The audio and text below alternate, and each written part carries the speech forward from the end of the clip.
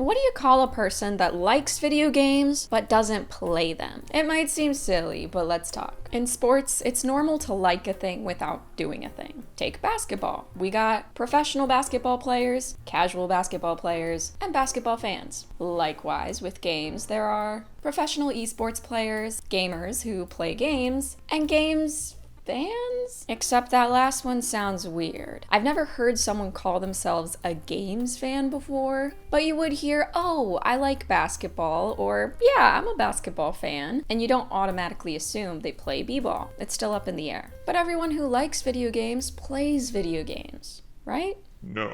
Maybe that was the case when games first emerged, but I asked on my story, Hardcore Journalism, if anyone watches games but doesn't play them, and it seems some people do. Both video games and sports are designed to be played, but can be very fun to watch. I mean, thousands of people watch other people play video games on Twitch and YouTube every day. So in this video, I want to talk about games fans. People who aren't technically gamers, but might know just as much about Elden Ring as someone who has 200 hours in it. I'll be going into why people like watching games and the differences and similarities of experience between gamers and games fans. And maybe we'll find something better to call them.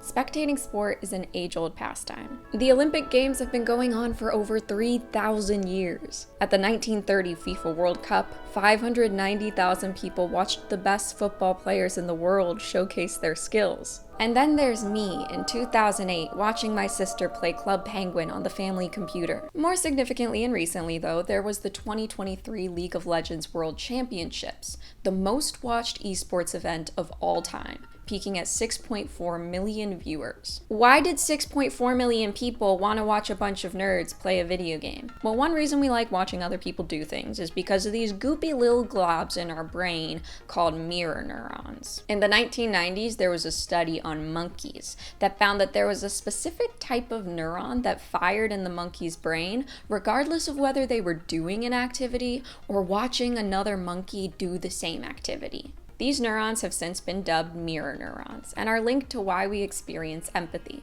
It's why you might get a rush seeing someone do an extreme sport, or why you too might feel devastated, or maybe slightly amused, at watching someone fall off a really high place and getting over it with Bennett Foddy. In an article titled "This is Your Brain on Sports" on Grantland.com, Leanne Schreiber interviews Marco Iacoboni, a neuroscientist at UCLA.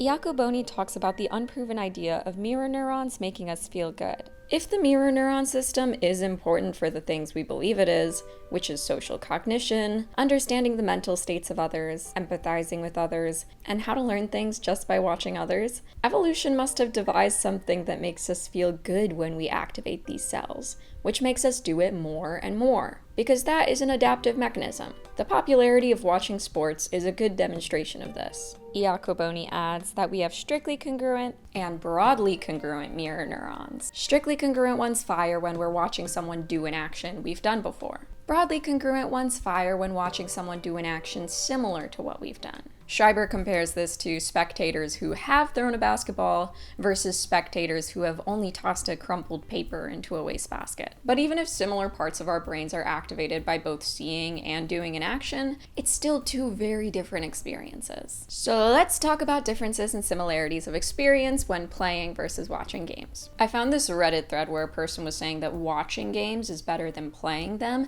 and while I fully think that's their personal opinion, not objective, the reply, oh my god, were goofy. OP sounds boring as fuck. I don't go to the movies.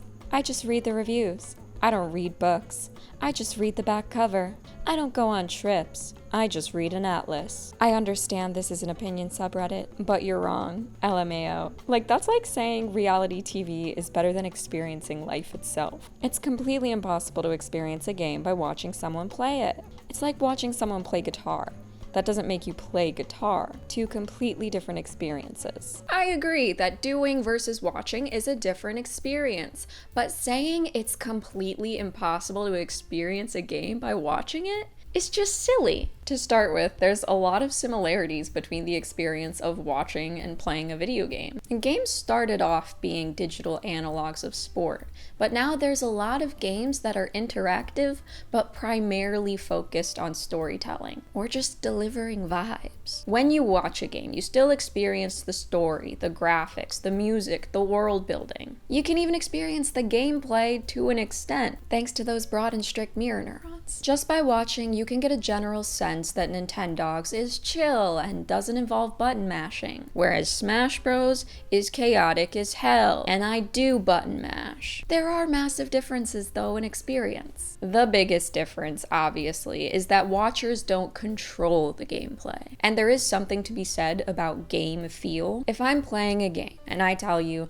the jumping felt really good, or the parry timing felt slightly off, that's something you can't feel for yourself unless you play too. So I think to an extent, it may be more enjoyable to watch games you have played before because you understand it more. Cognitive psychologist Sean L. Bylock says in that same Grantland article that even when reading, one of the ways we understand information is by calling on those motor system we used to act in the past. So for someone with a lot of experience playing, reading about football, for instance, has what we call motor resonance, because they can call upon parts of the brain they used playing to simulate the action in their heads. And that often makes what they're reading easier to follow and makes them like that information better. Easy example of this, I like watching people play Valorant. When someone gets an ace, I know what that means. I did it. Twice. In 4 years. It's cool. It feels great. Whereas if I'm watching Counter-Strike 2, a similar game, but a game I've never played before, I don't know what's going on, so I don't care as much. But sometimes, caring less is cool. Being relaxed is cool. Another difference between playing and watching is that watching is a less intense experience. People that like watching games might prefer it because it's stressful to be in an Elden Ring boss battle. Watching, you get a fraction of the thrill, but an overall more relaxing experience. Another huge difference that I think is a pro is if you don't have the skill, time, money, or physical ability to play certain games, watching highlights or a playthrough can be a more thorough experience than you could achieve on your own. Like, let's say you're really bad at Souls-like games, couldn't be me, and would give up on Elden Ring 2 hours in. By watching a more skilled player play Elden Ring, you can see more of the world, bosses, and lore, and you can skip the boring parts. Also, you can make a single-player game more social. Growing up, I played video games with my sister, but sometimes I would ask her to play games for me. Not with me, but in front of me. I don't know, I just wanted to watch for some reason. Younger sibling energy, maybe? But in hindsight, I think it was because I'm a very social person and I don't have nearly as much fun with a game unless someone else is there. And it feels kind of stupid to ask, hey sister, do you want to watch me play games? So I just went for the other way around. Lastly, watching means someone else gets the carpal tunnel. Yay. When I made a TikTok on this topic, I saw someone point out that watching games is basically like watching a movie or a TV show at that point. And maybe that can be the case for some games or no commentary gameplay videos, but overall I think the TV show movie comparison is inaccurate, because a movie or TV show is going to be the exact same every time you watch it. But the specific person holding the controller is going to vastly change the experience, tone, and enjoyment of the game you're watching. Not just their decisions in the game, but their commentary, their skill level, whether they treat the game as something silly or serious. And sometimes there can be interactivity between the player and the watcher, whether that's with a Twitch streamer or a friend playing in the same room. With a friend on the couch, you could say, hey, what's down that hallway there? And potentially even help guide the playthrough. Or sometimes a streamer might ask, hey chat, what should I do here? And you can backseat a little. Watching video games is a very unique form of entertainment in that way. Video games are a pastime, art form, and experience, and engaging with them in different ways is wonderful and should be encouraged, not gatekept. Even if you insist that there are certain parts of gaming that can only truly be experienced with your hands on the controller, encouraging games fans who only like to watch can be an important part of setting them on that path. For example, you might watch EVO for 3 years, and then you might finally decide to get into fighting games. And by you, I mean Pat. So I think the only thing to do from this point forward is to normalize saying games fans.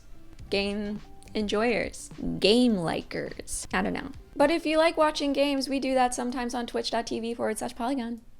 So, yeah, you can check that out.